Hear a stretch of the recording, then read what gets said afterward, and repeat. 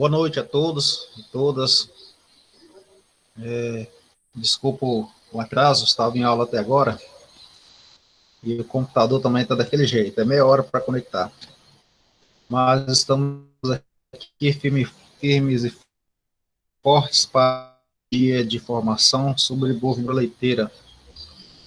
E já estamos no horário, já passo a palavra então para o professor André, para dar início ao nosso penúltimo dia do curso. Justificando a ausência da diretora, ela pediu para informar que ela chegou se sentindo mal, está lá em repouso, tentando se recuperar. Boa noite, pessoal. Então, dando continuidade, só vou colocar o material aqui para compartilhar, e aí a gente segue o nosso curso.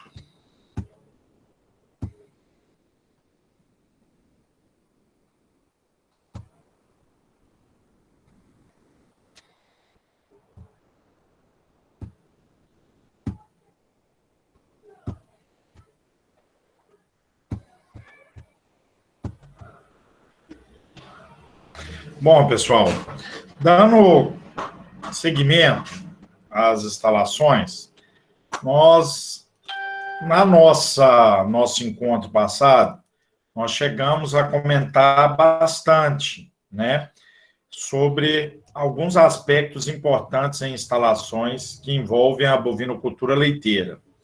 Vamos lembrar que toda vez que eu falo de instalações, ela vale tanto para pequenos, médios e grandes produtores. E muitas vezes, as instalações, elas não precisam ser instalações muito caras. Elas devem funcionar e se adequar à realidade da propriedade.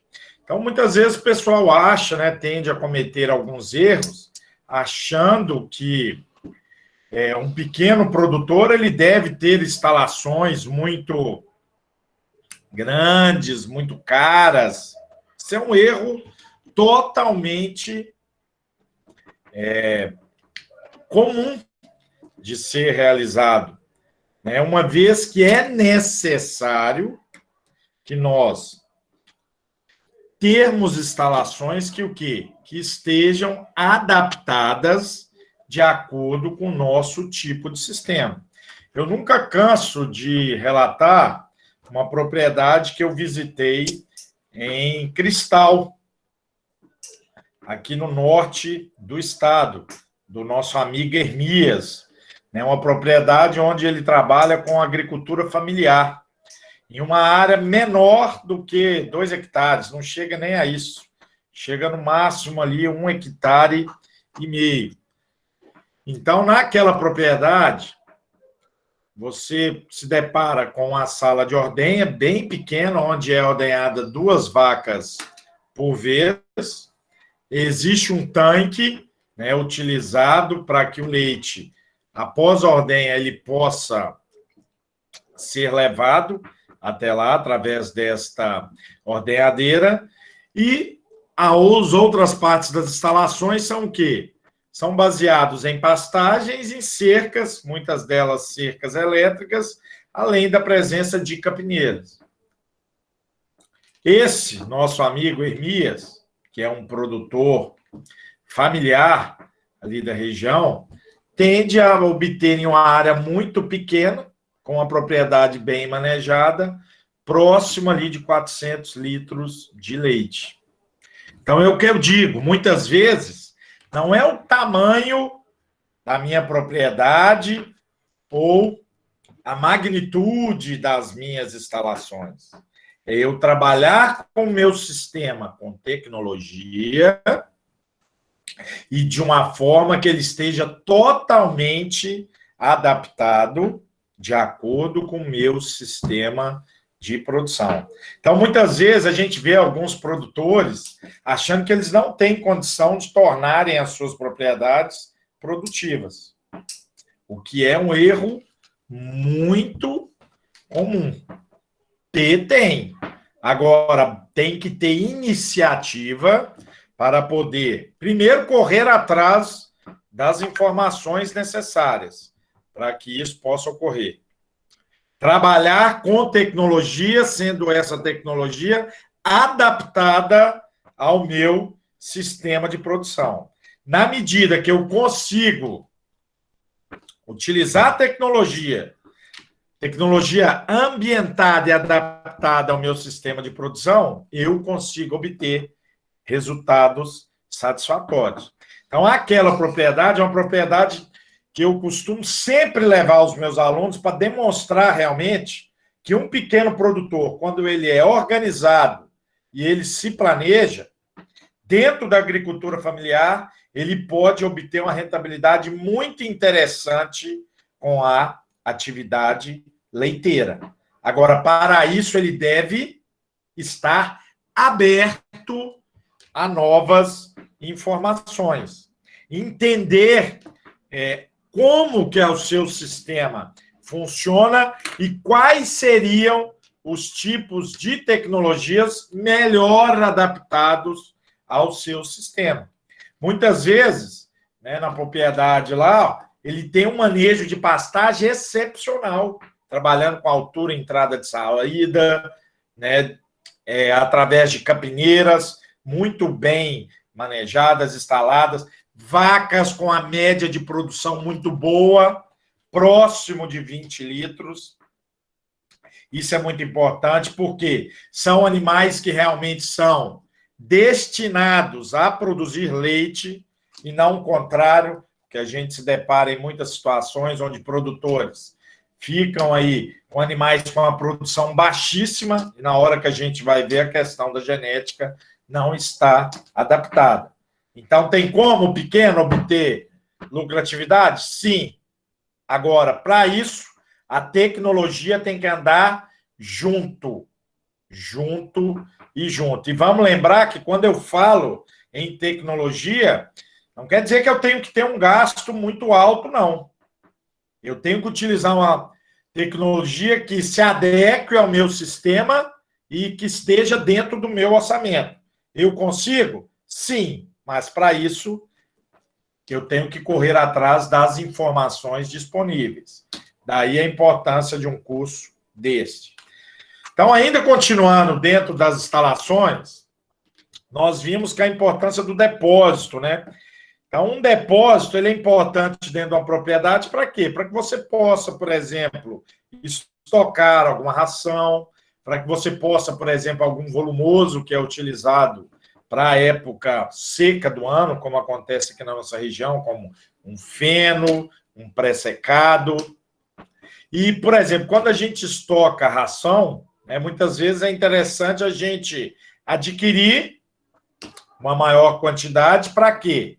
Principalmente naquelas épocas do ano onde o preço está mais interessante. Vamos supor que vocês consigam aí alguma promoção, ou muitas vezes compram através da ajuda de cooperados e de associados, o que favorece com que essas rações elas possam baratear. E essas rações devem ser estocadas em pilhas, né? Que é muito interessante, com no máximo 15 sacas. Nós devemos realmente evitar fazer pilhas muito altas, por quê? Porque aquilo ali dificulta realmente, do ponto de vista da logística, o recolhimento daquelas rações para poder ser utilizado no sistema. E a importância de um escritório, onde deva constar uma internet de qualidade, embora a gente saiba que na zona rural muitas vezes é mais difícil, mas principalmente um computador onde eu possa estar lançando todos aqueles índices zootécnicos que eu falei com vocês em encontros anteriores, que são muito importantes. Além da importância de banheiros e vestiários. Vamos lembrar que dentro do aspecto sanitário, a higiene das pessoas que estão manuseando os nossos animais e também estão presentes ali na ordenhadeira é muito importante, uma vez que um leite produzido com qualidade, ele deve ser produzido de uma maneira bastante higiênica. Bom, com relação ao curral, geralmente o espaço recomendado é que nós tenhamos aí dentro de um curral uma área destinada por 2 metros quadrados por cada animal, né, por cada cabeça de animal colocado naquele tipo de instalações. Esse dimensionamento ele é muito importante, por quê? Porque ele deve ser feito, muitas vezes dimensionado, de acordo com o número de animais que eu tenho no meu rebanho. Um curral ele pode ser composto por um apartador, que é um local para eu poder separar esses animais, por uma seringa, por uma rampa de embarque, né, muito importante quando eu vou levar o animal de um local a outro, através principalmente de caminhões, um brete, onde eu possa estar colocando aquele animal para fazer alguns tratos, tronco de contenção, também é muito importante, né, onde eu posso estar fazendo questões de vacinação, casqueamento.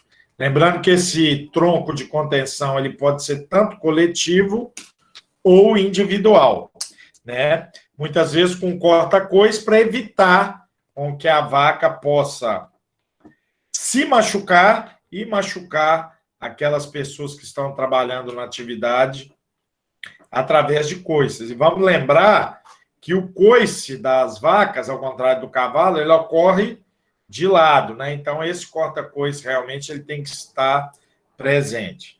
Um corredor de serviço por onde os animais irão passar e a importância de uma balança para que a gente possa mensurar, realizar a medida da pesagem destes animais. Além disso, devem ser áreas cobertas com iluminação e água disponível. A água é um item fundamental em propriedades leiteiras. Depois nós vamos falar sobre isso, né? Nós já chegamos a comentar muito que o quê? Que 87,5% do leite é água. Aquele animal que não consegue consumir a sua exigência diária de água adequada, você pode ter certeza que ele vai ter uma perda de desempenho muito grande na sua produção. Deve ficar antes da sala de ordenha e ter uma lâmina de água antes do pé dilúvio. Essa lâmina de água, ela serve para quê? Para que aqueles animais, principalmente em sistemas rotacionados ou em sistemas onde os animais se encontram em pastagens, eles possam passar por aquela lâmina de água, lavar os seus cascos, né, aquele material mais grosseiro, ele possa ficar ali, e depois os cascos serem colocados num local chamado de pé dilúvio, que é um local que vai ser utilizado, né, onde eu adiciono soluções desinfectantes, que vão ser muito importantes para quê? Para que esse animal ele evite trazer algum micro-organismo patogênico ou que venha prejudicar a qualidade do leite para dentro da ordenha. Então, o pé dilúvio, ele deve ser um item extremamente necessário dentro de instalações que envolvam a bovinocultura. Aqui é só para a gente demonstrar, né, uma planta para quem ou quer trabalhar com essa atividade, que tem interesse e que pode estar desenvolvendo. Então, nós podemos aqui, de uma maneira bem simples, né, através dessa planta, a gente consegue identificar onde a gente tem o depósito, uma sala do leite, né, para onde o leite vai ser destinado, onde geralmente a gente tem um tanque, uma sala de ordenha, onde esses animais irão ser ordenhados, um bezerreiro 2, que são os locais onde os bezerros tendem a ficar. Lembrando que esses bezerreiros podem ser coletivos ou individuais. Um curral de alimentação com coxos, onde esses animais, muitas vezes, após a ordenha, vão estar se alimentando de um alimento mais rico em concentrado. Essa sala de ordenha, esse curral de alimentação, ele pode ser colocado também antes, para que os animais entrem na ordenha, para que eles possam ali se alimentar e depois ser ordenhados, e um curral de espera onde esses animais irão esperar para ser ordenhados, além do brete e muitas vezes do embarcadouro, que é quando eu tenho algum veículo para poder locomover meu animal de um local para o outro. Como eu falei com vocês, a presença do pé dilúvio, ele é extremamente importante. Então, vocês reparem aqui nessa propriedade, que os animais eles se encontram o quê? A pasto, né? Nós temos ali os piquetes. Então, esses animais se alimentam daquelas pastagens e quando eles vão ser ordenhados, eles vão se adentrar aqui dentro da instalação, nesse espaço. Nós vamos ter aquela lâmina d'água que a gente chama de lava-pé, que é um local destinado para que aquela sujeira mais grosseira, muitas vezes o animal está sujo de lama, né, sujo de terra ali no casco, então eu vou ter uma lavagem mais superficial, e depois, após 10 metros, eu tenho um local chamado de pedilúvio, que é aquele local onde eu vou ter uma solução desinfetante, né, muitas vezes à base de cloro, formol, né, formaldeído, depois nós vamos falar mais sobre isso em manejo sanitário. Geralmente, o ideal é que tenha uma distância de 10 metros entre o lava-pé e o pedilúvio. E lembrando que esse pedilúvio ele é muito importante para quê? Para que esses animais eles evitem trazer micro-organismos, né, como bactérias, fungos e protozoários, que estejam presentes ali na pastagem, para dentro da ordenha. Vamos lembrar que a ordenha é um local muito importante, onde o manejo sanitário ele deve ser feito de uma maneira bastante rigorosa. Né? Por quê? Porque na medida que eu não trabalho com manejo sanitário correto e com uma ordenha que seja higiênica, todos aqueles micro-organismos ali presentes naquele ambiente que não está sendo manejado da maneira correta, do ponto de vista higiênico, podem ser passados para o leite, prejudicando, portanto, a qualidade do leite que eu estou produzindo. Então, a sala de ordenha é aquela questão que eu falei. Muitas vezes ela é pequena, mas deve funcionar. Outro aspecto muito importante é ela ser de fácil higienização. Então, muitas vezes ela é composta por azulejos, que facilitam, né, dessa ordenha de ser lavada. Muitas vezes tende a ter uma inclinação pequena para favorecer o escoamento, né, daqueles resíduos ali obtidos através da limpeza e ser confortável a quem trabalha ali.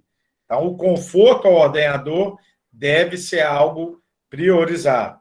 Ela não pode ser usada para vacas que precisam do bezerro ao pé, para soltar o leite, nós já falamos, né? E vamos falar que quando a gente, dependendo da raça que eu trabalho, principalmente em animais zebuínos, o que tende a acontecer?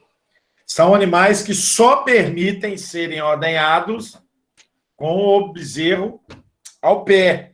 Né? Então, nesse caso, eles não conseguem ser ordenhados em ordenhadeiras individuais. Nesse caso, muitas vezes nós temos que trabalhar, né, com aquela ordenha manual, né? Agora, quando eu trabalho com animais mais produtivos e que muitas vezes não tenham, né, sangue zebuíno, depende muito, né, uma vez que existem animais zebuínos que podem ser ordenhados, né, nós vamos falar sobre isso em raças. O interessante é que o quê? Utilize uma ordenhadeira mecânica para poder ordenhar aqueles animais. Isso por quê? Porque primeiro que a gente sabe que o processo ele dinamiza bastante essa fase de ordenha.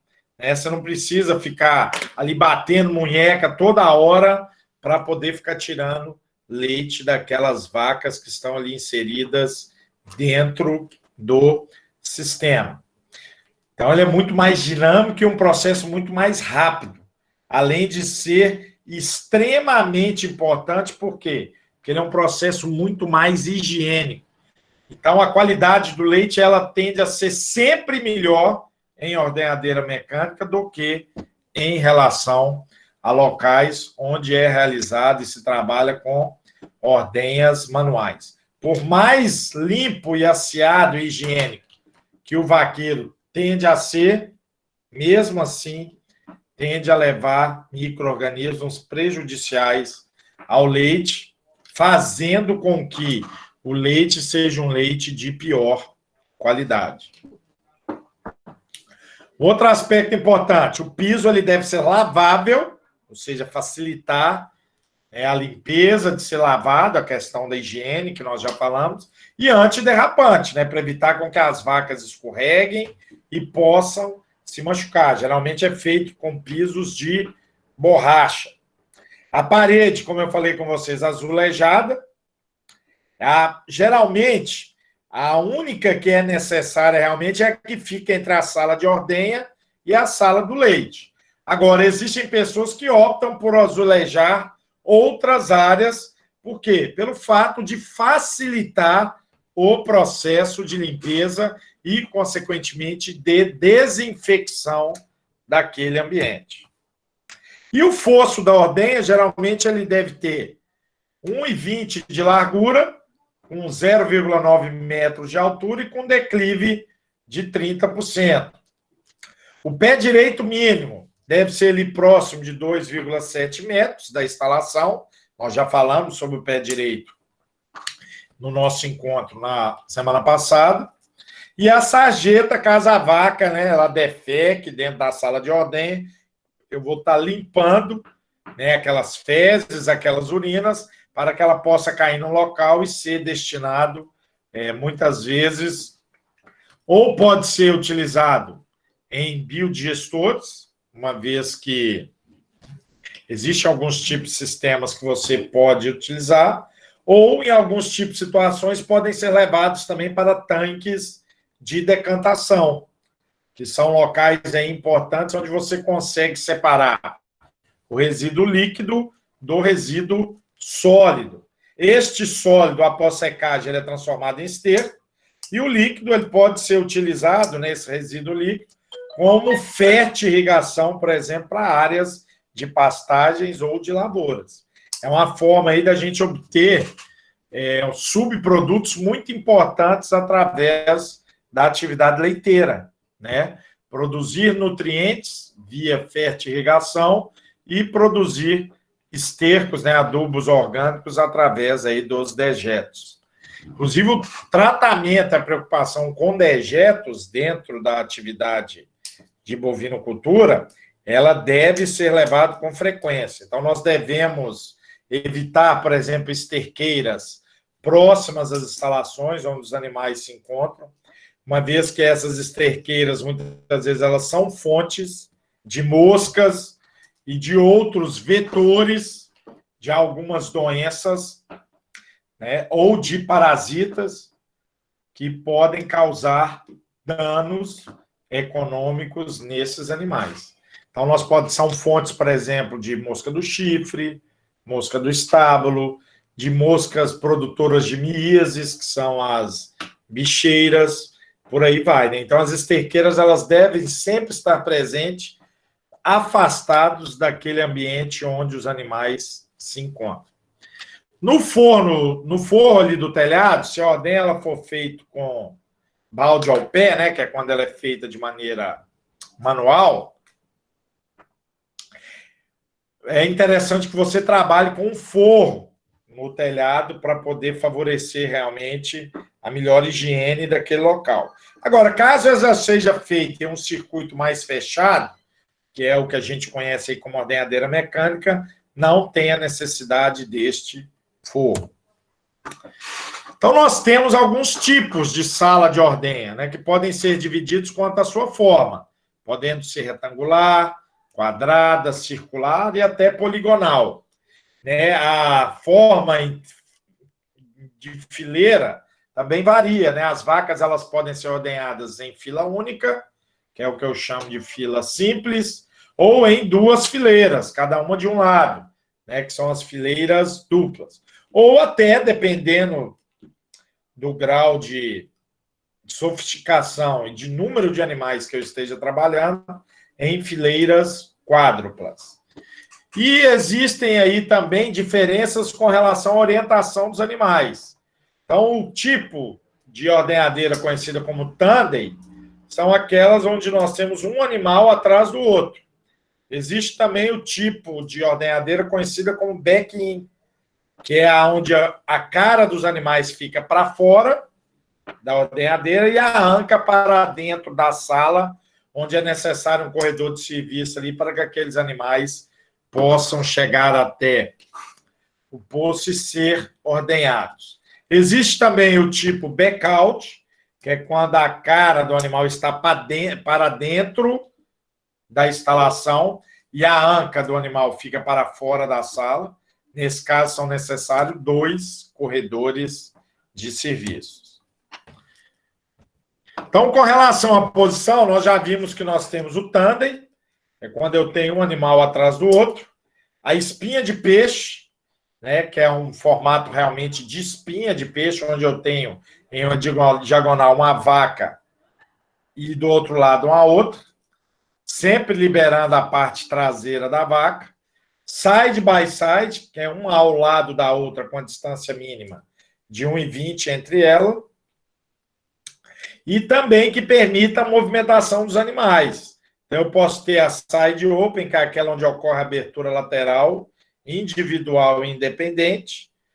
O walk-through, que só pode sair um grupo de vacas quando todas as outras forem ordenhadas, e uma no formato de carrossel, um formato de 360 graus, onde as vacas vão entrando, o sistema vai rodando, na medida que ele roda, a vaca sai e entra novamente uma vaca lá no final do carrossel. Então, existe uma infinidade de ordenhadeiras que são utilizadas, né, em sistemas de produção leiteira.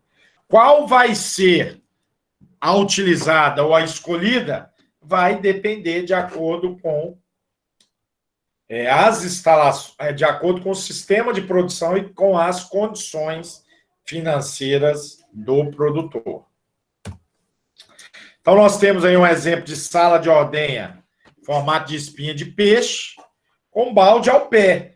Então, reparem que nesse tipo de sistema, vocês têm os baldes aqui, os latões, os animais são ordenhados e o leite cai diretamente nesses latões para depois esses latões serem despejados nos tanques de resfriamento. Então, mais uma vez aí mostrando um outro tipo de sala de ordenha de espinha de peixe, mas aqui sem a presença dos latões. O leite ele já é totalmente o quê? Canalizado.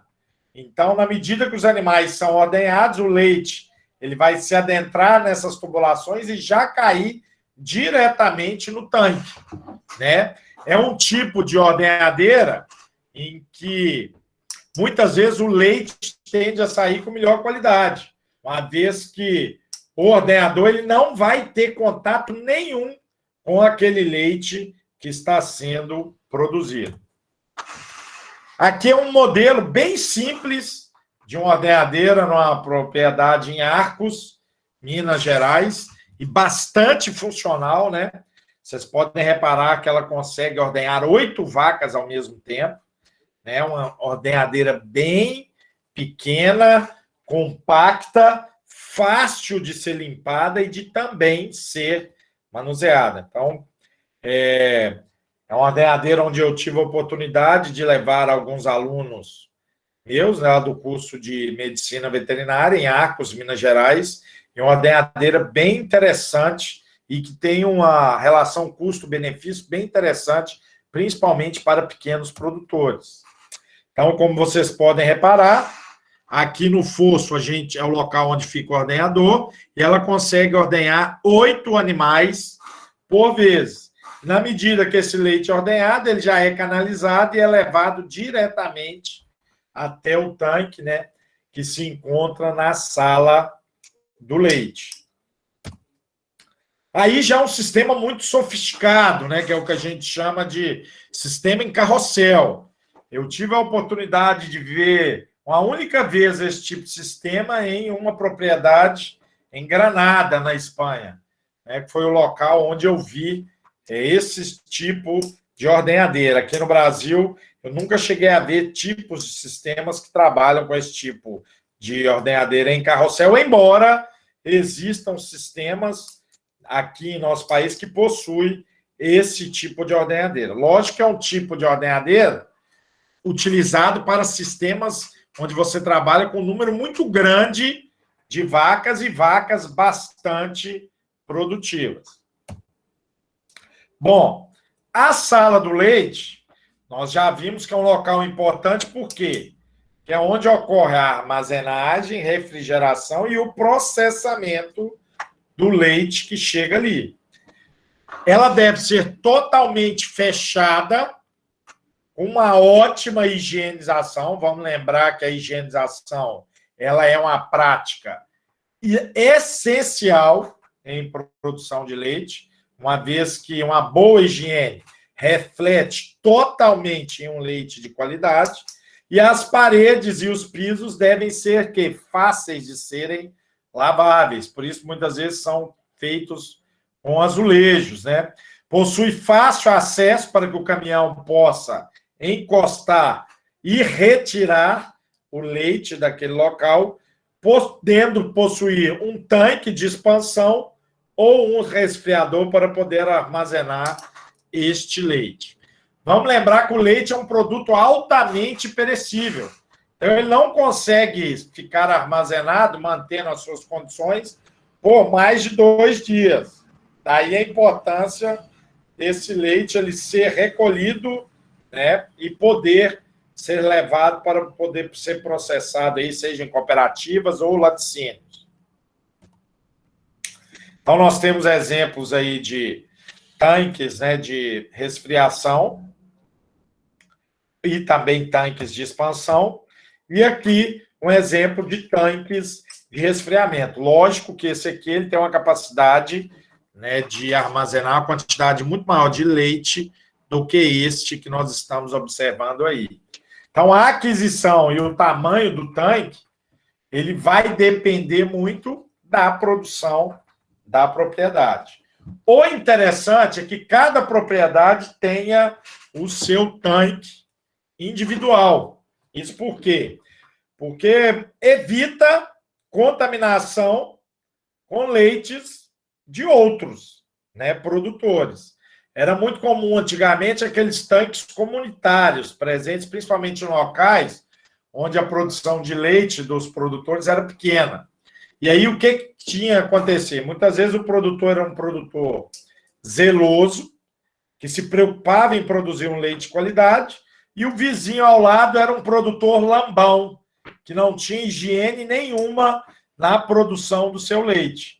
Na medida que o tanque era comunitário, quando aquele produtor zeloso jogava o seu leite ali, ele se misturava com aquele leite de péssima qualidade do seu vizinho, fazendo com que a qualidade do leite presente naquele tanque fosse ruim. Então, por isso é muito importante a gente trabalhar com esses tanques individuais para que realmente eles possam constatar a higiene preconizada por aqueles produtores que se preocupam em produzir leite de boa qualidade. Então, vamos lembrar da importância das propriedades, né? Então, muitas vezes devem ser construídas e ficar em um local próximo, a meia encosta, para poder favorecer a ordenha, facilitando ali levar aqueles resíduos. Como nós já falamos, muitos produtores têm tratado esses resíduos oriundos da bovinocultura, utilizando como fertirrigação, como esterco, né? Muitas vezes até comercializando esse produto, aumentando a rentabilidade da atividade, e a importância do bezerreiro, que vai ser aquele local onde vão estar presentes os bezerros oriundos do nascimento do meu sistema. Esses bezerreiros, eles podem ser bastante diversificados, né? Eu posso ter, por exemplo, bezerreiros móveis ou um cercado onde o bezerro fica preso e se alimenta ali até desmama, por volta ali de 2 a 3 meses. Lógico que isso varia muito em função do sistema, né? Existem alguns animais, por exemplo, como o gado holandês, que quando eu realizo essas vacas parem, aquele bezerro já no primeiro dia ele já é separado da mãe, né? Então eles já são desmamados já a partir do primeiro dia. Já em sistemas onde eu trabalho com bezerro ao pé, esses animais demoram mais para ser desmamados. Então está aí um exemplo de uma casinhola, né, com as suas dimensões, de um bezerreiro individual com cobertura de telha de amianto, né, de fibrocimento. Mais um exemplo aí de uma casinhola bem simples, mas que funciona. Então, aqui, muitas vezes a gente coloca um alimento concentrado de melhor qualidade, que é o que a gente chama de sucedâneo do leite, e aqui do outro lado, a gente coloca água disponível para que esse animal ele possa já se alimentar. Lógico que se ele ainda está muito novo, aqui é adicionado o quê? Leite, né? Ao invés de água, mas o interessante é que a gente já administre, já nos primeiros dias, alimentos sólidos para esses bezerros, para que o quê? Para que eles possam já deixar de ser um animal pré-ruminante e se tornar mais rapidamente um animal ruminante. Existe uma série de trabalhos aí na literatura comprovando a importância da gente antecipar essa etapa, tornando esses animais mais rapidamente animais ruminantes verdadeiros. Por quê? Porque existe uma série de trabalhos que relatam que esses animais eles se tornam animais mais precoces, ou seja, apresentam um cio mais rápido, são animais mais produtivos e que entram mais rapidamente dentro do sistema, trazendo maior lucro e rentabilidade para a atividade. Aqui nós temos outros exemplos, né, de bezerreiros individuais. Aqui uma fazenda que eu visitei na região de Arcos, em Minas, né, a fazenda Santa Luzia. Vocês percebam que esses animais, no caso, eles ficam aqui, né, em baias individuais, só que em uma condição distinta da que ocorre, por exemplo, naquele bezerreiro visto anteriormente. E aqui nós temos um outro tipo de situação de bezerreiros individuais, onde esses indivíduos eles ficam. O Matheus está pedindo para aceitar ele aí. Não sei se vocês já aceitaram, né? Aceitem eles aí. Roberto, dá uma olhada aí que ele está aqui mandando mensagem para mim. E aí vocês têm esse tipo de sistema, que são baias individuais, só que num local coberto, onde você tem animais um próximos aos outros, mas colocados individualmente. Então, aqui vocês observem já que você já administra alimento sólido, para que esse animal ele possa, né, desenvolver o seu aparelho digestivo de maneira mais rápida, e do outro lado a presença de água. E aqui um tipo de bezerreiro coletivo, né, presente aí na fazenda Chaparral, em Santa Maria, no Rio Grande do Norte. Então, muitas vezes o pessoal me preocupa. Professor, qual é o melhor a ser utilizado? O individual ou o coletivo?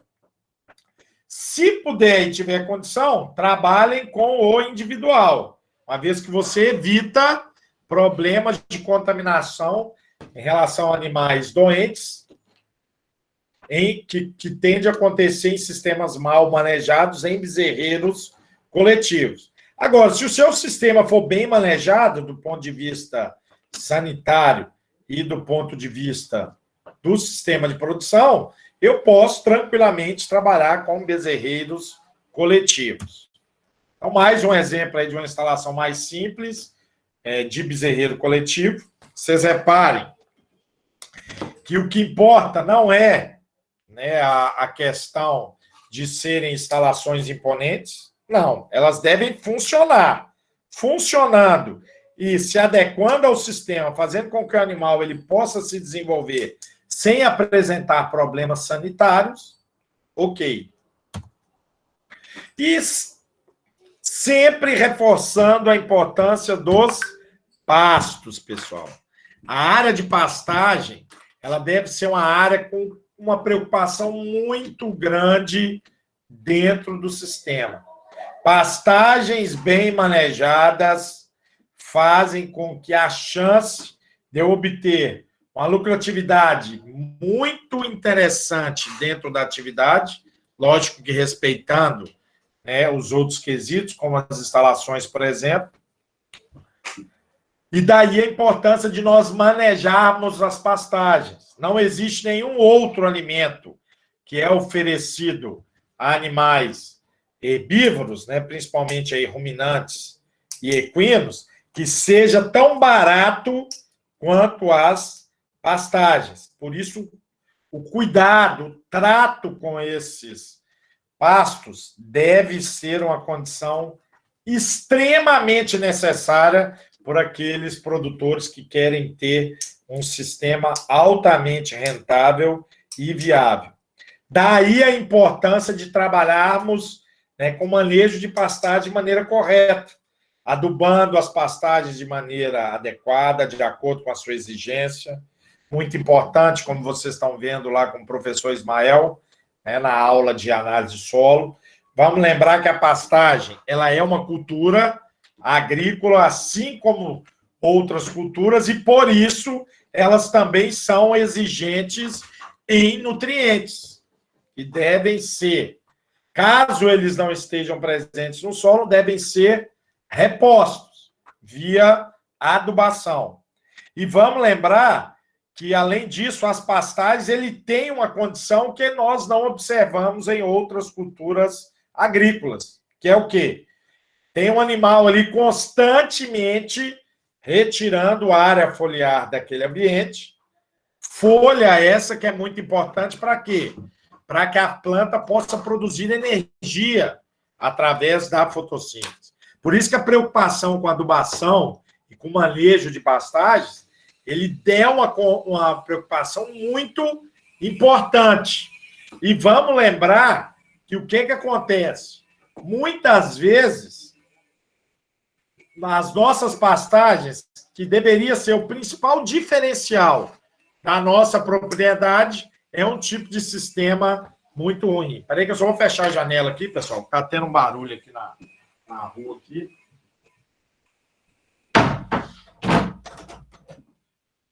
Pronto, que aí fica melhor para vocês. Então, os pastos, o manejo de pastagem, ele realmente deve ser uma condição extremamente importante para sistemas bem manejados. Daí a importância de trabalharmos com pastagens manejadas de maneira correta.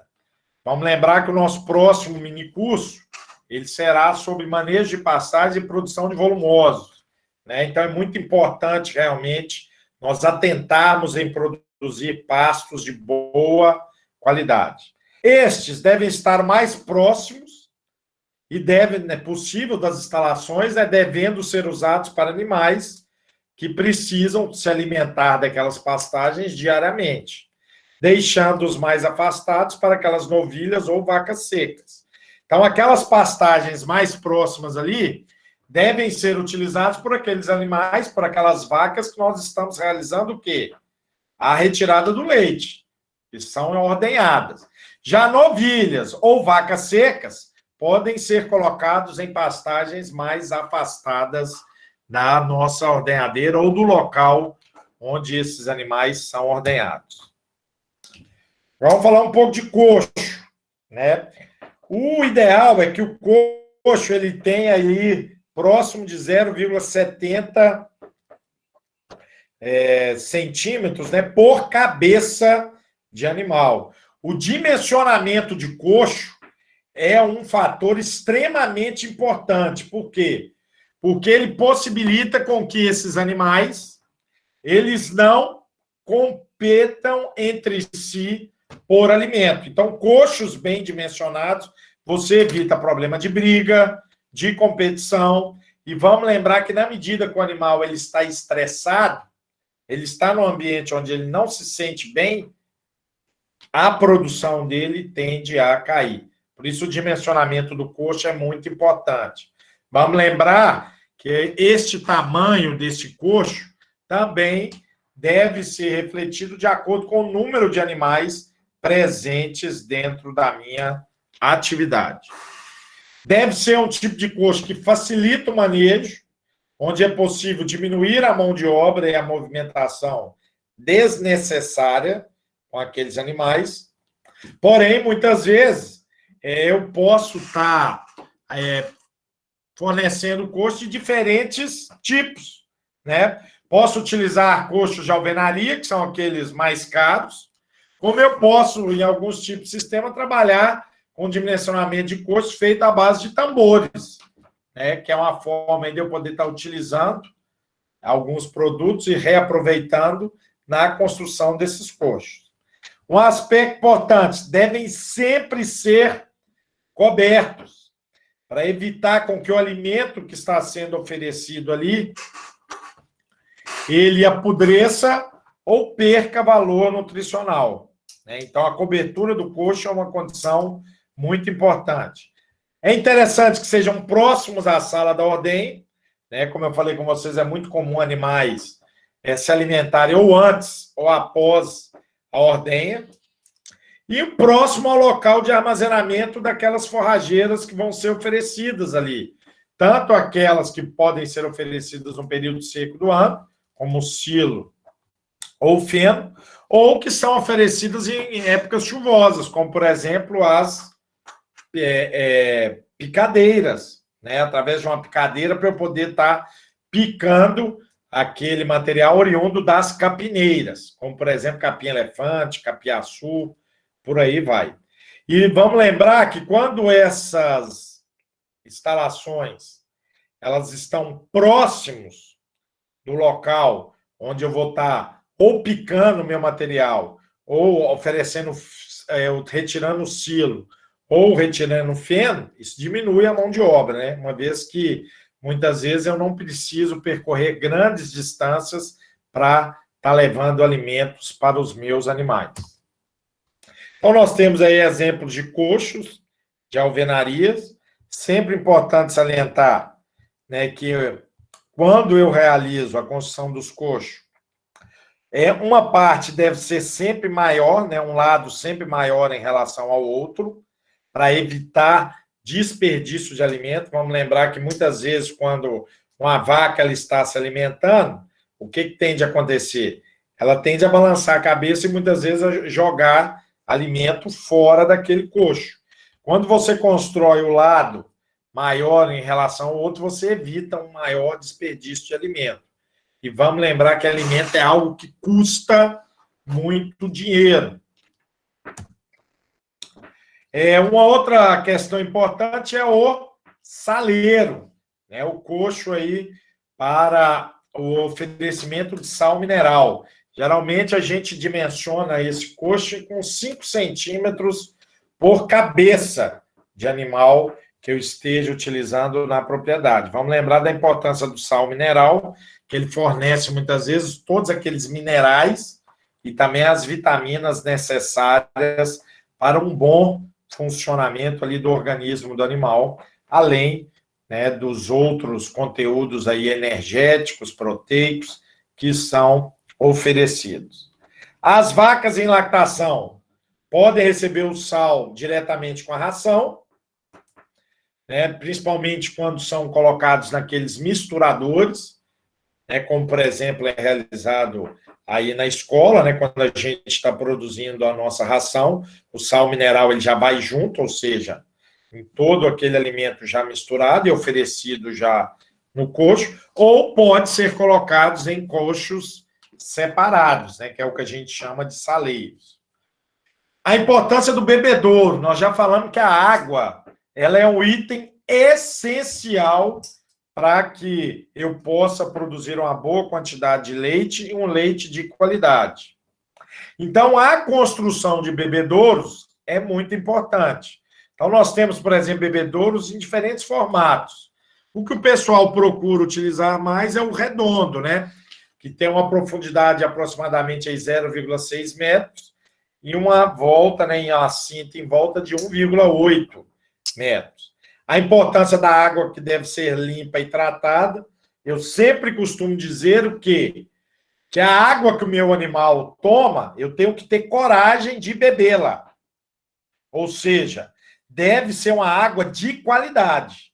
Se eu forneço para o meu animal uma água de péssima qualidade, você pode ter certeza que ele vai refugar aquela água e aquilo vai refletir no desempenho de produção leiteira daquele animal. Então, o interessante é que eu tenho um reservatório com, no mínimo, 5 litros de água por animal próximo à ordenha. Vamos lembrar que o recomendado é que uma vaca aí que produz 1 litro de leite, ela deve tomar próximo de 2,5 litros de água para produzir 1 litro. Então, por exemplo, uma vaca que produz aí 30 litros de leite, ela deve tomar próximo de 75 litros de água por dia. Então, a vaca leiteira é um animal que realmente tem um consumo muito grande de água. Por isso, eu devo oferecer água de qualidade para aquele animal em uma quantidade suficiente. Então, eu tenho aí, geralmente, o consumo médio diário de água. Animais jovens, como bezerro, tem um consumo próximo aí de 20 litros de água por dia. Bovinos adultos, né? 50 litros, embora alguns possam beber mais, dependendo da produção. E a limpeza do curral de alimentação e curral de espera e sala de ordenha também são atividades que o quê? Que demandam água. Então, geralmente, para a limpeza aí de um curral de alimentação, curral de espera e uma sala de ordenha, geralmente eu gasto aí 3 litros por metro quadrado de área de concreto. E a limpeza dos tetos ali das vacas na sala de ordenha, geralmente é gasto 1 litro por vaca ordenhada. Então, através dessa tabela, eu consigo ter, em média, dependendo do número de animais que eu tenho na minha propriedade, quantos litros de água são necessários e gastos aí por dia. Daí a importância da gente poder constatar. Espera aí que eu só vou ligar o ventilador aqui, que eu fechei a janela, está meio quente. Pronto. Então, tá aí exemplos de bebedouros. Dá para a gente ver que são bebedouros bem dimensionados, onde as vacas elas conseguem tomar água de uma maneira satisfatória dos dois lados, né? Bebedouros aí em formato quadrangular, ou também chamado de retangular. E muitas vezes ficar atento com a qualidade da água que está sendo oferecida. Evitar uma água contaminada ou com alguns problemas. Existem alguns produtores que tendem a colocar plantas aquáticas, como essas aí, esses aguapés, para quê? Para favorecer o processo de filtragem daquela água, ou seja, fazendo com que aquela água ela possa ficar por mais tempo ali como uma água de boa qualidade.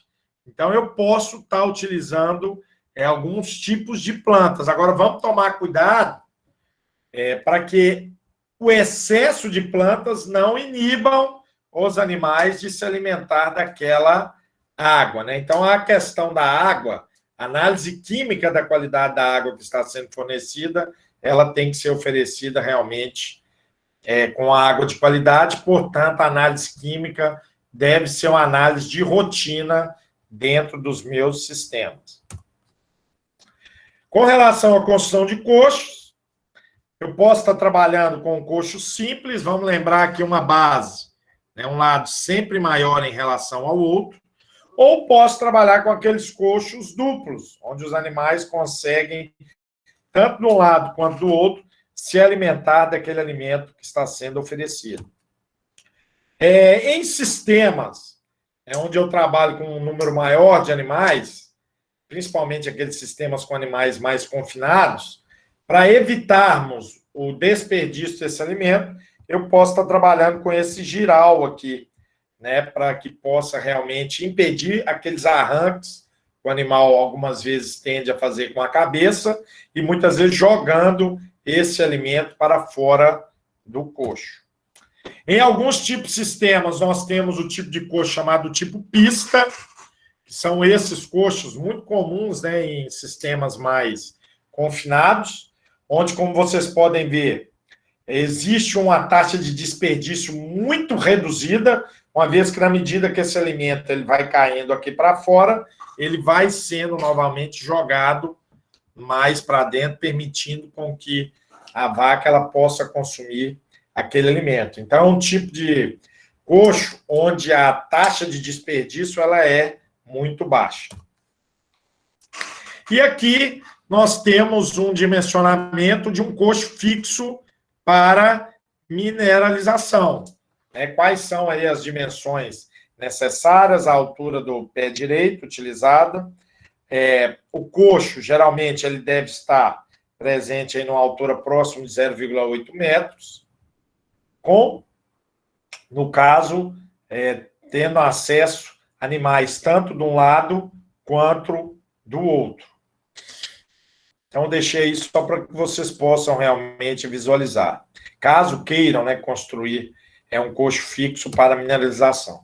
E como eu falei com você, o tipo de materiais que eu vou utilizar na construção desse coxo pode ser muito variado.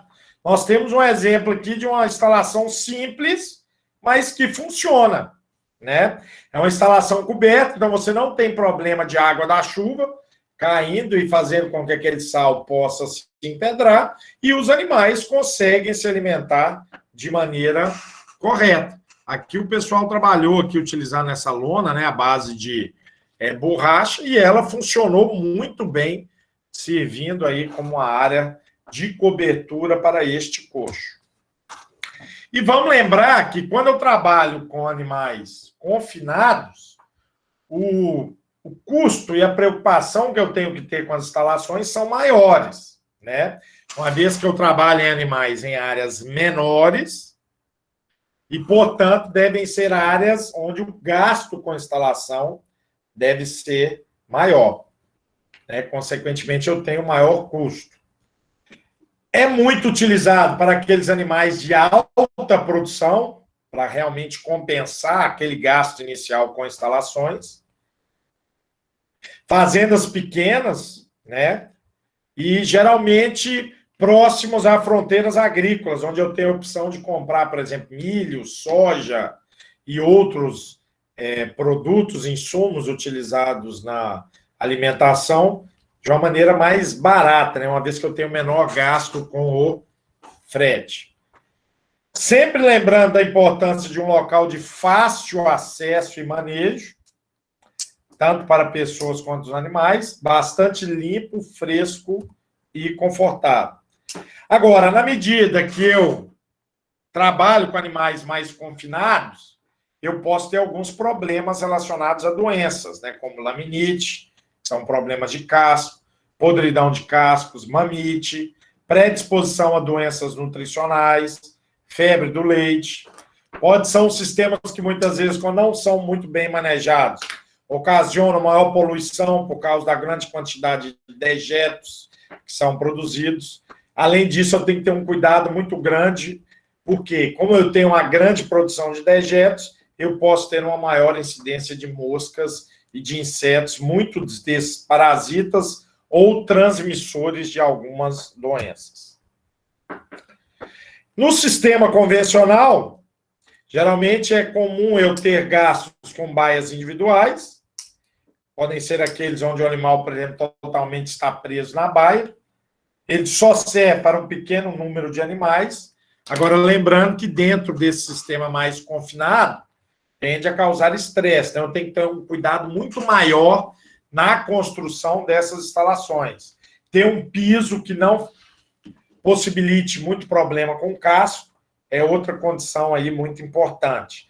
Então, eu não posso trabalhar com piso nem muito duro, nem muito áspero, que isso pode realmente gerar problemas no casco do animal.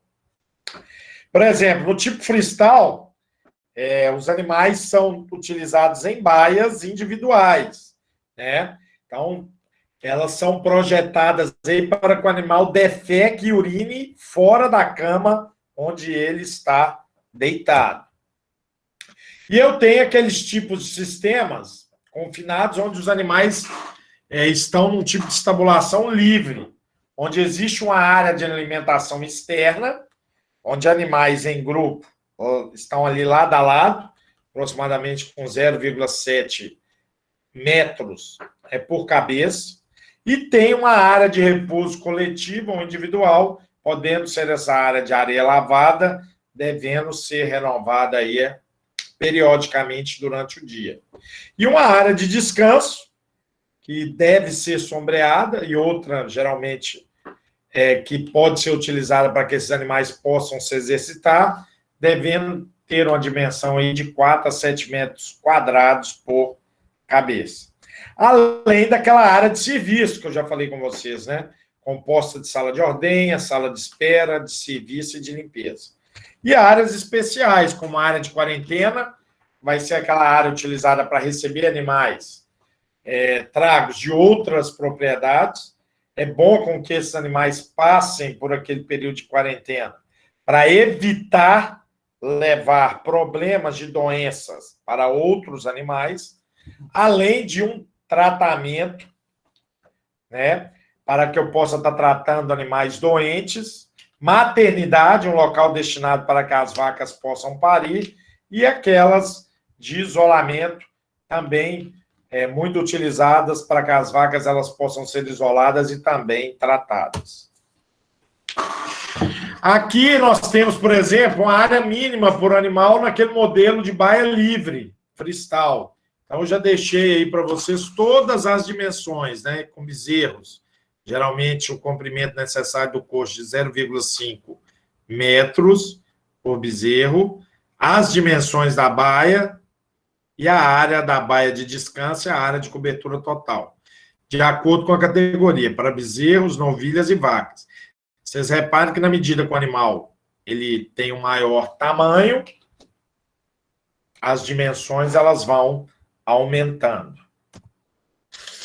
E aí nós temos um exemplo, né, de um modelo de estabulação livre com áreas de alimentação, foto essa que eu já mostrei para vocês, além do compost bar, né, que é um sistema que a gente já demonstrou aí em alguns encontros nossos anteriores, demonstrando que aqueles animais ficam numa área de livre acesso em cima de uma cama, e aquela cama ela constantemente ela é revolvida, né, e futuramente ela pode ser utilizada na produção de compostos orgânicos.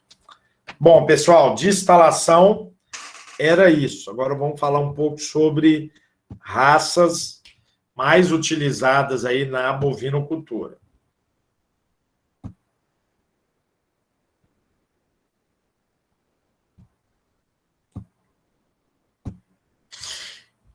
Então, vamos lá. Bom, dentro de um planejamento bem feito, de um sistema de produção em bovinocultura leiteira, a escolha das raças é muito importante. Por quê? Porque eu tenho que escolher aquelas raças que melhor irão se adaptar de acordo com as minhas condições utilizadas dentro do meu sistema de produção. Então, a escolha da raça é uma condição muito importante.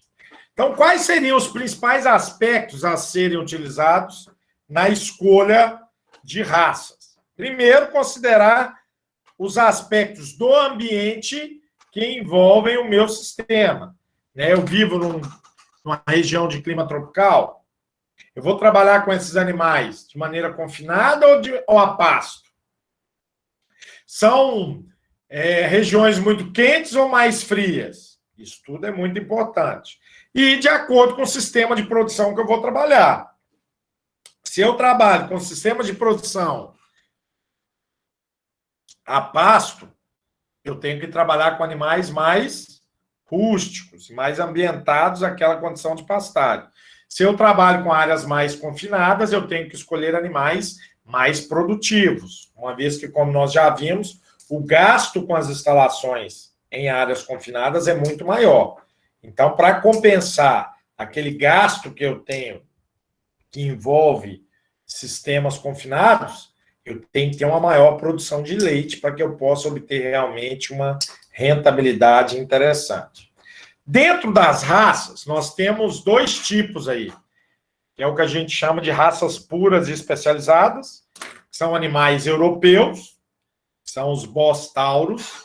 Vamos lembrar que, se são raças europeias, são animais mais adaptados ao clima temperado, e nós temos aqueles animais chamados de Bos índicos, das espécies Bos índicos, que são animais tidos como animais indianos. E, como já diz, a Índia, pelo fato dela ser um país tropical, são raças muito mais adaptadas às nossas condições aqui brasileiras do que esses animais europeus. Consequentemente, o gasto que eu tenho que ter com instalações quando eu utilizo raças indianas é muito menor do que quando eu trabalho com raças europeias. E, além disso, nós temos os cruzamentos, né, que é o que a gente chama de raças mestiças, onde muitas vezes eu posso ter o cruzamento, por exemplo, de uma raça europeia com um animal oriundo de uma raça indiana. O maior exemplo que a gente tem aí é o animal girolando, né, que é um animal obtido através de um animal holandês, que é uma raça europeia, da espécie Bos Taurus, de um animal gir, que é uma raça indiana da espécie Bos índicos. O cruzamento gera aquele animal conhecido como girolando, muito utilizado nas nossas condições aí de Brasil. Vamos lembrar que não existe raça melhor que a outra. Isso é um aspecto muito importante. Existe aquela raça que melhor se adapta ou vai se adaptar às minhas condições do meu sistema, né? Relacionado ao meu sistema de produção e ao ambiente, né? A condição climática e ambiental da minha propriedade. Então, por isso que a escolha da raça é muito importante. Então, dentro das raças europeias, quais são as raças dentro desses animais Bos Taurus europeus mais voltados para leite que nós temos aqui no Brasil? Animais holandeses, oriundos da raça holandesa, animal Jersey e animal pardo suíço. Esses animais, muitas vezes, nós encontramos produtores que trabalham com esses animais aonde? Na região sul e sudeste, principalmente em regiões mais frias. Por quê? Porque são animais mais adaptados a regiões mais temperadas. São animais mais difíceis de serem trabalhados em locais mais quentes. Eu até posso trabalhar em locais muito quentes com esse animal, mas o gasto que eu vou ter, né, relacionado à ventilação e à ambiência nas instalações tendem muitas vezes a serem maiores. Então, realmente, eu tenho que jogar ali no papel, fazer conta para ver se realmente compensa o gasto que eu tenho com a instalação e com luz elétrica para fornecer ventilação para aqueles animais. Uma vez que, pelo fato de serem animais mais adaptados a um ambiente mais temperado, em locais muito quentes, eles tendem a sentir muito, a ficarem mais estressados. E vamos lembrar que o animal estressado, ele não produz leite de maneira satisfatória. As raças europeias, elas podem ser muito utilizadas, como eu já falei, em cruzamentos para a formação de animais mestiços, né? Como, por exemplo, animais girolando, como eu falei anteriormente. Então, vamos falar um pouco aí das principais raças europeias. Quando a gente fala de raças europeias e de atividade leiteira, A primeira raça que vem aí na nossa cabeça é o animal holandês, né? Oriundo da raça holandesa. Como o nome já diz, é um animal desenvolvido e selecionado na Holanda, é a raça mais especializada na produção de leite e a mais difundida no mundo todo. Então, o bicho realmente, a vaca, ela é uma máquina de produzir leite. Existem animais aí em torneios leiteiros que um animal por dia consegue produzir próximo de 100 litros de leite por dia. Então, realmente, a produção altíssima desse animal. Agora, vamos lembrar que quanto mais produtivo é o animal, mais exigente nutricionalmente ele é.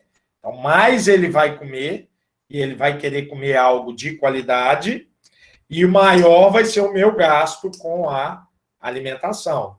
Então, realmente, e com as instalações. Então, tem que ver realmente se vai compensar aquela alta produção, uma vez que o gasto que eu tenho com a alimentação, ela também é muito alta. Conta com muitos programas de seleção ao longo do mundo, né, através de melhoramentos genéticos, devido ao fato de ser a raça mais produzida e utilizada no mundo. São animais exigentes em termos de cuidado, conforto e clima, né, como nós já falamos. Então, eu tenho que oferecer maior conforto e maior bem-estar para esses animais.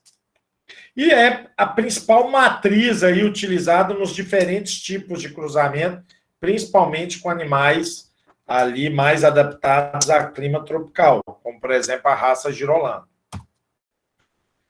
A linhagem, em termos de coloração que a gente conhece mais, é a preta e branca. Mas, porém, existem animais holandeses que podem ser vermelho e branco. São exigentes, né, como eu falei, em conforto e clima, assim como as raças europeias, né, chamadas aí da espécie de Bos taurus. Se bem manejadas, aí, animais holandeses, né, novilhas, elas tendem a apresentar cio por volta aí dos 15 meses de vida, podendo parir ali por volta de 25 a 26 meses de idade. Então, se eu for trabalhar com inseminação, é recomendado inseminar quando elas apresentam ali próximo de 1,25 metros de altura na cernelha, ou quando pesarem ali próximo de 360 a 380 quilos. No Brasil, a produção média aí varia de 6.000 a 10.000 quilos por lactação. Isso aí, se a gente for fazer conta, vamos supor que um animal desse ele tem uma média aí de persistência de lactação próximo de 300 dias. Né? Então, um animal que produz, por exemplo, 10.000 litros de leite dividido por 300 dias, vai ter uma produção média aí próximo de 33 litros de leite por dia. Embora existam animais aí que produzam 18.000 quilos de lactação em 10 meses, né? Então, o que a gente pode ter? 18.000 dividido por 300, que são os dias, são animais aí com a média de 60 litros de leite por dia. Como eu falei com vocês, são animais extremamente produtivos, embora existam animais que consigam produzir até mais. Apresentam teores de gordura ali próximo de 3,5% de gordura e 3,2% de proteína. Vamos lembrar que quanto maior o teor da gordura do leite, mais interessante é o leite para quê? Para a produção de derivados lácteos, né? Produção de iogurte, produção de requeijão, queijos, manteiga, por aí vai. Então, isso aí realmente é um aspecto muito importante, né? A produção de gordura do leite. Existem laticínios, né, que pagam bonificações e premiações em leites com teores de gordura mais alto. Por quê? Porque são leites mais interessantes para ele, uma vez que ele tem um rendimento muito mais interessante na produção desses derivados lácteos. Então, nós temos aí os animais holandeses. A cor preta e branca é a mais conhecida, embora existam animais na pelagem branca e vermelha. né? Aqui embaixo nós temos um touro holandês, utilizados aí em programas, né, de manejo reprodutivo, coleta de sêmen ou então em monta. E aqui, animais holandeses, né, sendo ordenhada. Repare o tamanho do úbere desse animal. É muito comum a presença de veias bastante salientes no úbere desse animal, que demonstra realmente que são animais que têm uma produção de leite muito grande, mas tem aquele agravante de serem animais muito exigentes em conforto, né? Então, eu tenho que, em condições tropicais, oferecer um ambiente mais confortável, onde muitas vezes eu tenho um gasto muito grande com ventilação e também com instalações de luz elétrica. O outro animal, oriundo aí de raças europeias, é o animal Jersey. O Jersey é um animal que ele leva esse nome devido ao fato de que ele foi selecionado na pequena ilha de Jersey, presente ali entre a Inglaterra e a França. É a segunda raça mais importante em todo o mundo e ela está presente aqui no Brasil, principalmente nos estados de Santa Catarina, São Paulo, Rio Grande do Sul, Minas, Paraná e Rio de Janeiro. É um animal de um porte menor, né? Inclusive, é muito importante em programas onde eu trabalho com cruzamento desses animais com outras raças, sempre trabalhar com o touro Jersey ao invés da vaca Jersey. Por quê? Porque na medida que eu coloco uma vaca Jersey para ser inseminada com sêmen de um touro, de uma outra raça, um touro de um porte maior, eu posso ter problemas relacionados a bezerros muito grandes. E muitas vezes a vaca pode morrer e o bezerro também. Então, sempre que eu for trabalhar com cruzamento, utilizando animais Jersey, sempre trabalhar com o touro, ou com o sêmen do touro, como ali representante, não, indivíduo macho. E nunca com vacas, né? Nunca com fêmeas fazendo parte desse cruzamento. É um animal que tem uma boa produção de leite, e a principal vantagem dela está aqui, ó. Olha o teor de gordura desse animal. 5,3% de gordura. Dentro as vacas aí e as diferentes raças, é a que possui um dos maiores teores de gordura do leite. Por isso que ela vem sendo muito utilizada em algumas propriedades e também em cruzamentos com outras raças, para que você possa ter um leite com maior teor de gordura e que possibilite você ter um leite que ele tem um maior rendimento na produção de derivados lácteos. Geralmente é o leite que proporciona o maior rendimento na indústria, como eu falei, né?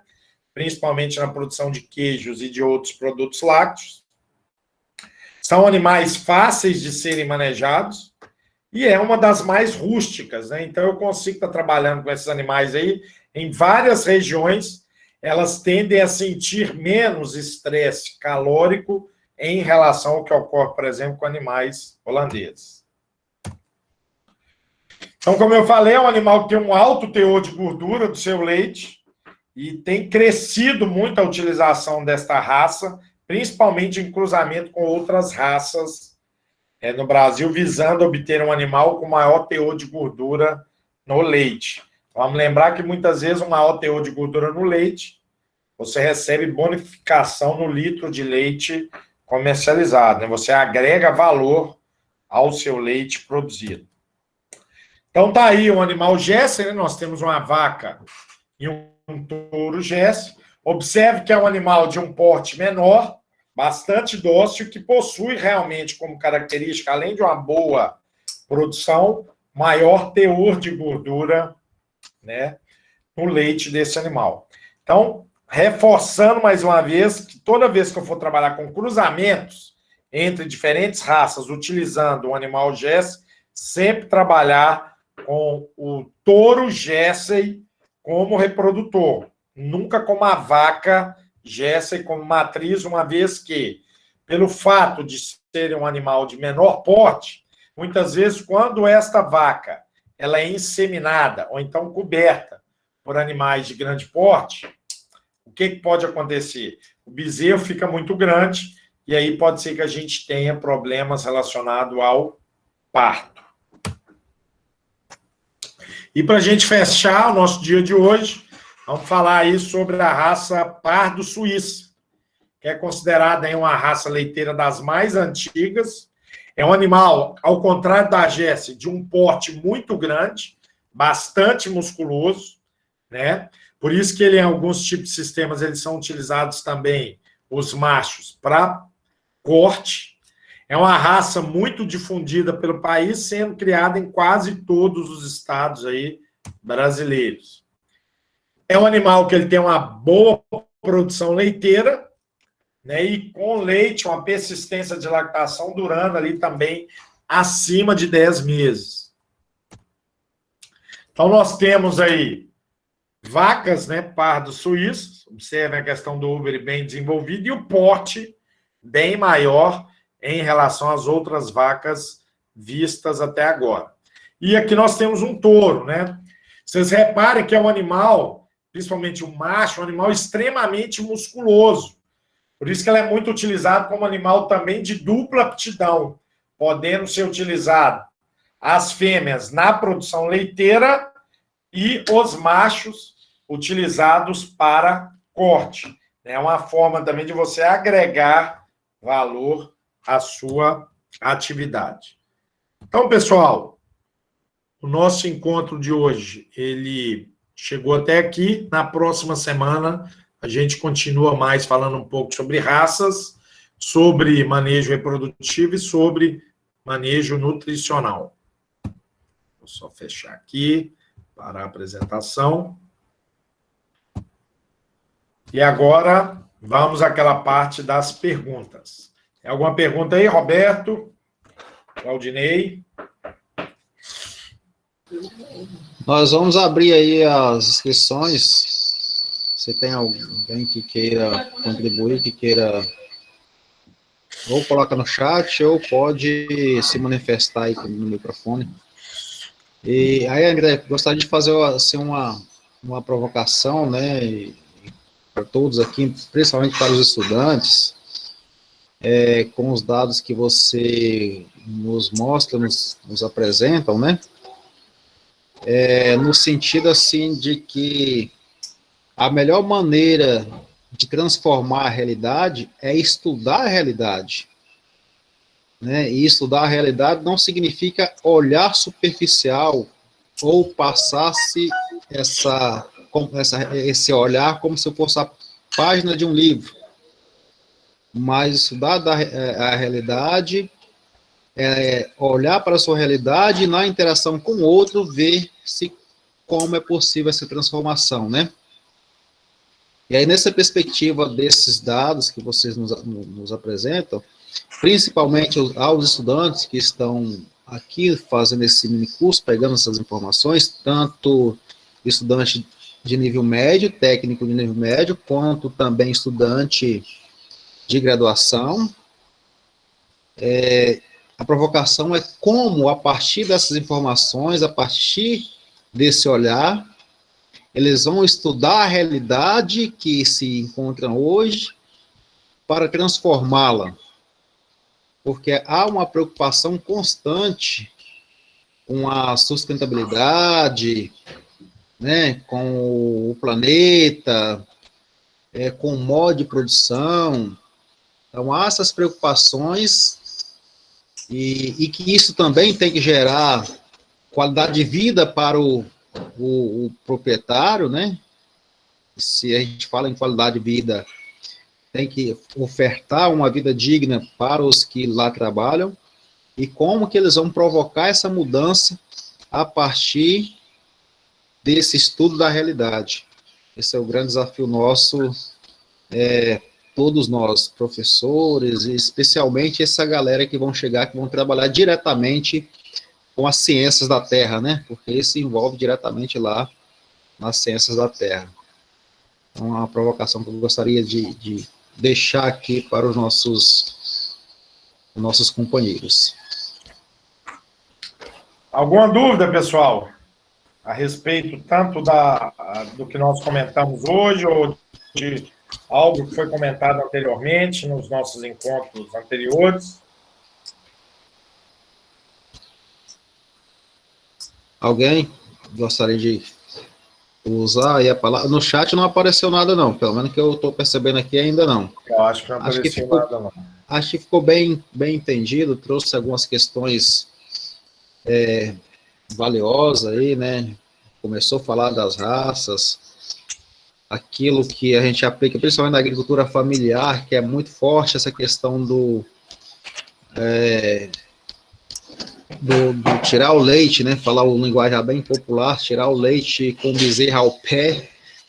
Isso inclusive é uma técnica que a gente tem que aprender a dar aquele laço lá no bezerro para amarrar, né?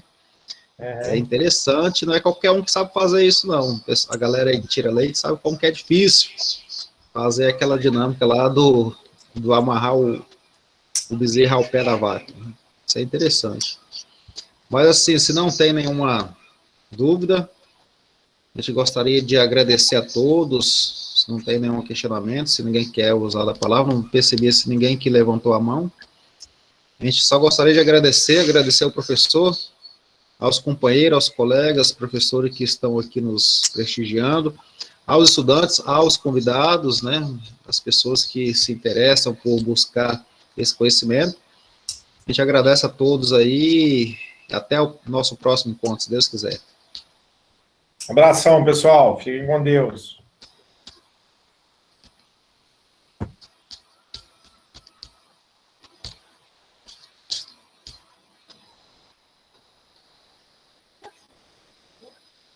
Ela mandou mensagem que estava